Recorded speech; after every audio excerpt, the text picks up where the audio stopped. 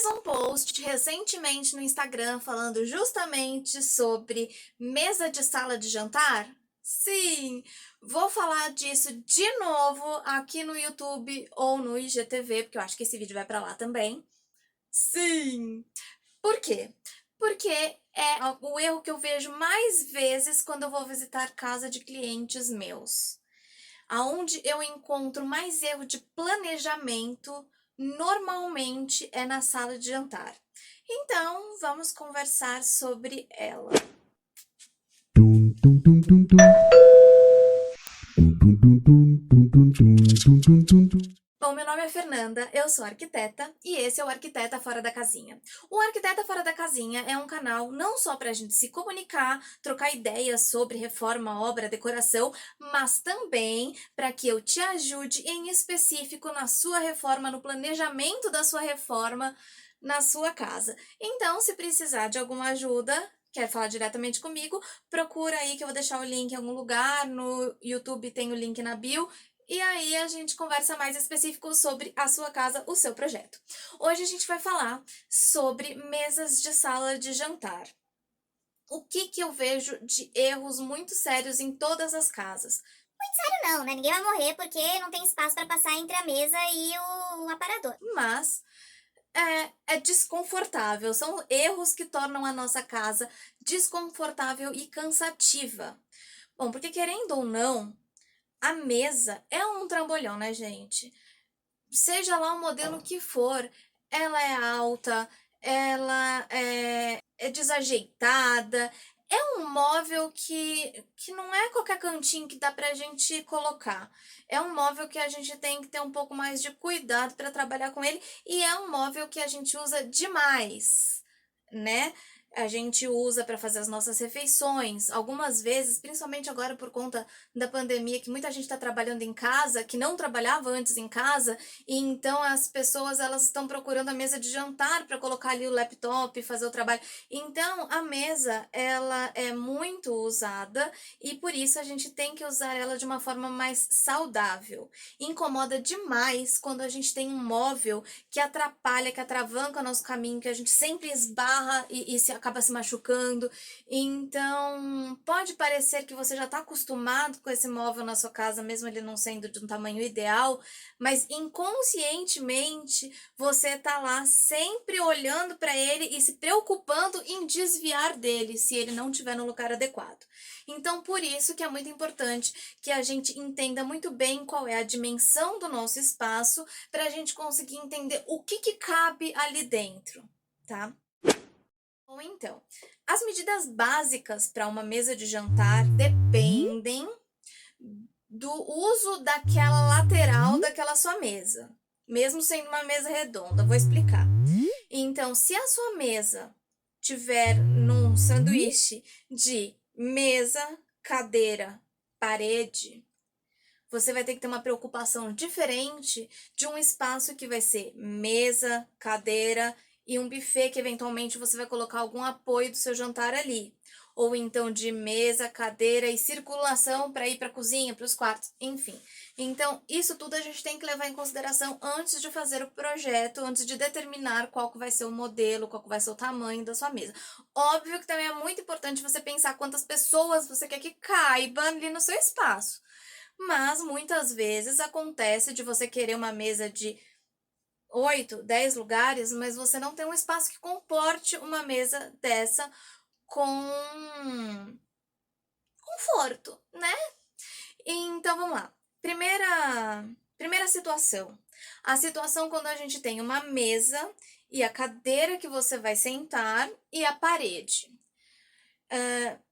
Temos dentro dessa situação, a gente tem duas situações diferentes. A gente tem a situação quando a cadeira, você tem acesso para essa cadeira tanto de um lado da mesa quanto pelo outro lado, então não tem nenhuma cadeira presa ali no meio que não tenha acesso por nenhum dos dois lados, né? Que você tem aqui um dos dois lados tem que afastar a cadeira para outra pessoa sentar. Então vamos pensar na situação que não tem a cadeira do meio, que só tem as duas cadeiras das duas laterais que todo mundo consegue acessar pelo lado.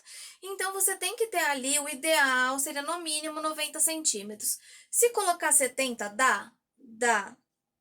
Mas dependendo da sua parede, da sua cadeira, ela pode começar a ficar batendo na sua parede, começa a incomodar, começa a sujar, você vai ter a manutenção. Então, tudo isso tem que considerar. Mas eu não colocaria 70 de forma nenhuma, tá? 70 dá? Dá. Mas em projeto que eu faço, eu não faço com menos de 90 centímetros. Então, considera essa medida aí, 90 centímetros. Agora, quando você tem que ter, além disso, você tem que ter uma circulaçãozinha eventualmente, porque imagina que assim, vai estar o cidadão sentado aqui, eu tô sentada na cadeira do meio, tem um cidadão sentado aqui, um cidadão sentado aqui, e eu quero fazer xixi, como eu faço? Aí o cidadão daqui vai ter que sair pra eu sair. É legal que você tenha um espacinho extra aqui atrás para você conseguir sair e circular. Então, o 1,20 seria o ideal, mas 1,20 eu sei que é muito, mas menos que 90, como eu falei, que algumas pessoas usam 70, é assim, sem chance nesse caso. Beleza? Agora, quando você tem um buffet ali atrás. Então, quando você tem uma cadeira, mas ali atrás você vai ter uma circulação de pessoas passando para pegar comida e tal. Aí sim, esse 1,20 é assim primordial, tem que ter no mínimo 1,20.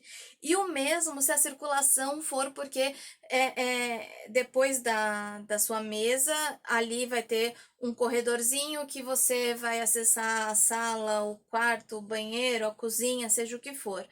Então, você tem que pensar que vai ter um fluxo de pessoas ali passando, 1,20 também é fundamental, tá? Então, quando você pega a plantinha do espaço onde você quer colocar a sua mesa, então você já vai descontando isso. Você já desconta aqueles 90 centímetros do espaço onde só vai ter cadeira e parede, você desconta aquele 1,20 até o buffet, pensando que ainda tem a profundidade do seu buffet.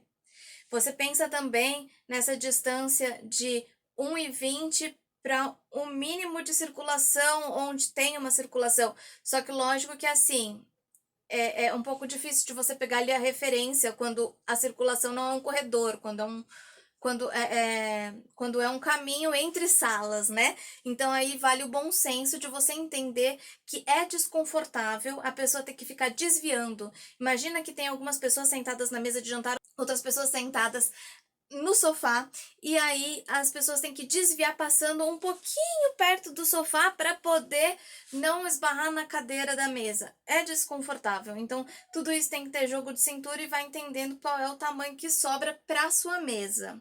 Se sobrar menos que 80 centímetros, o espaço não é o espaço certo para sua mesa, porque menos que 80 centímetros a mesa já começa a ficar um pouquinho apertada demais, eu tô dizendo de profundidade de mesa, né?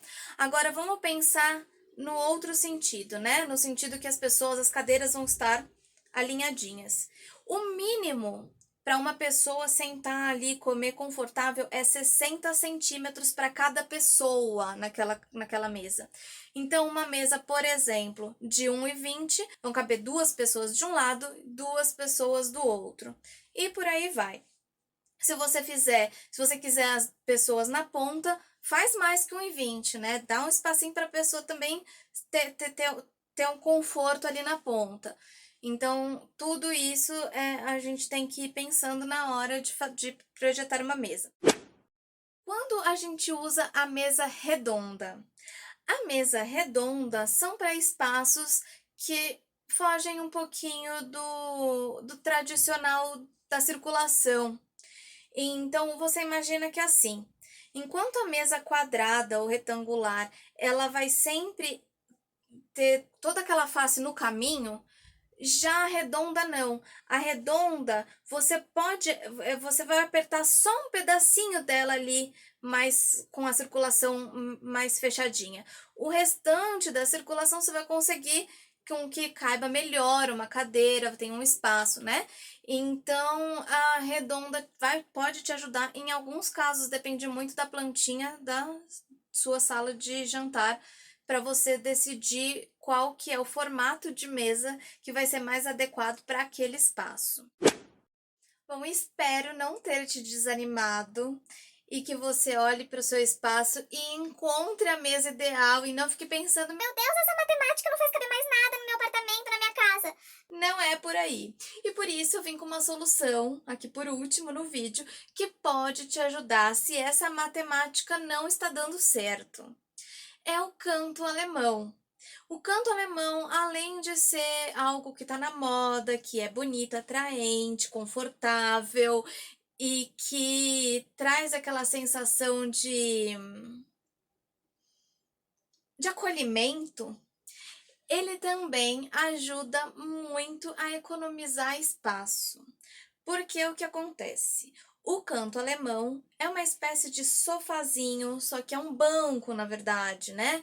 É um banco almofadado, gostoso, que você coloca encostadinho na sua parede e já encosta a mesa ali no banco. O banco, ele jamais vai ser puxado, ele é fixo, o que significa que a mesa vai ter que estar sempre perto de você para que você faça a refeição de uma forma confortável. Então, esse espaço entre mesa e parede pode ser um espaço mais apertadinho, tá?